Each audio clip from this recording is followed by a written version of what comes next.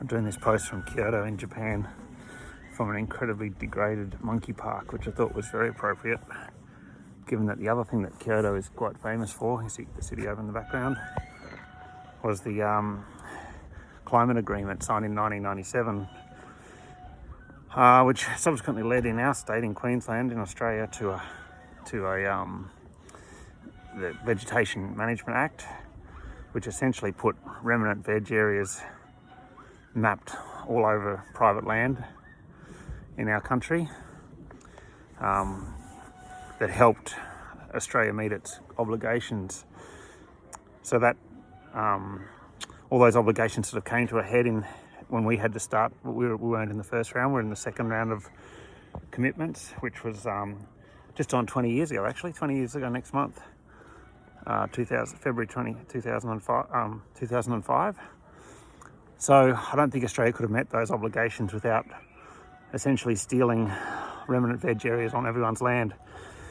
At that time, I remember quite vividly in the early 2000s, living out Western Queensland, and there was so much uncertainty about that Vegetation Management Act coming in that it led to land clearing on massive scales. It was devastating. No one knew what was going to happen, so they thought, just to be on the safe side, they'd flatten country, and that's what happened.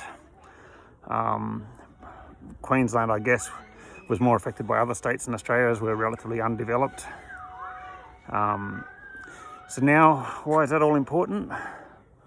Well, it all comes to a head a bit now because we now have carbon accounting on our doorstep, and the opportunities for landholders to offset the impact of big business on their land. I do a fair bit of consultancy work on this front, just at the farm level, and there's so much misinformation that farmers see a nice remnant veg area that's been mapped that way and think, well, they've been maintaining it, so that'd be a good spot to claim carbon credits from. Well, that is not true, because those carbon credits have been already claimed to meet the Kyoto requirements. So it was a pretty sneaky move, and I'm not too sure why it didn't get a lot more press.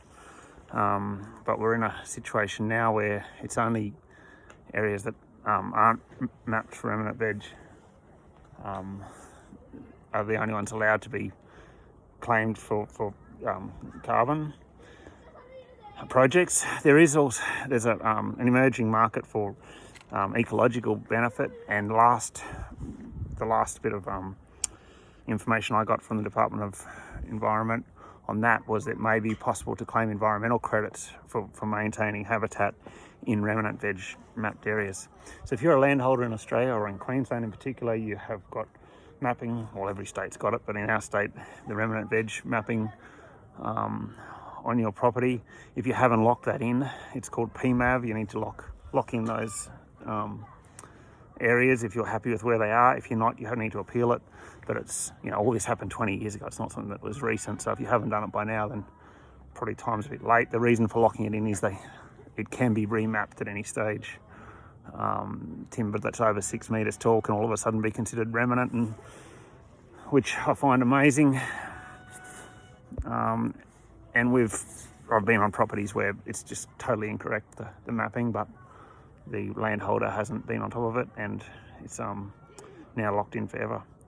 So yeah, the benefits are, if you have got non-remnant areas on your property, many of them may be suitable for a carbon project, so you can actually be reimbursed for managing them the same way as you're managing your remnant areas, probably. But unfortunately, the Australian government got the benefit of that one. So just be aware of all that mapping and how it all works, and what it means for future production of your land, and also future ecological monetization of ecological assets, which could be quite a big portion of what you make. The secret of, which we've always said in all the things that we do and all the consultancy work we do, is that the secret is going to be not trading off your production for your ecological benefits. Both things should simultaneously increase, and a lack of knowledge on that front is probably why that mapping took place, and probably why so many people got scared and did so much clearing of land 20 years ago in fear of them losing the opportunity to do that in the future. Anyway, welcome to Kyoto. As I said, a degraded monkey zoo is pretty much the best representation I could find of what happened with the Kyoto, or subsequent to the Kyoto Agreement. I'm not saying all landholders are great ecological managers, but I'm not saying either that bureaucrats should be the ones saying whether they are or aren't. If there's a carrot, it usually works better than a stick. And finally, with this, ecological and carbon trading systems, maybe that carrot's going to be big enough for people to start thinking differently.